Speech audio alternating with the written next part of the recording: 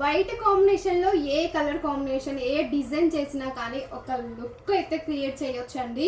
అందుకే white black ఇలా special colours అయితే వెతుక్కుంటాను నేను. స్పెషల్గా చెప్పాలి అంటే మళ్ళీ ఈ షిబోరి డిజైన్లో అయితే తీసుకొచ్చాను. ఇంకా కొంచెం హైలైట్ లుక్ ఏంటి అంటే శారీకి చిన్న లేస్ అయితే బార్డర్ మనకు లిటిల్ బిట్ లేస్ అయితే తెప్పించాను.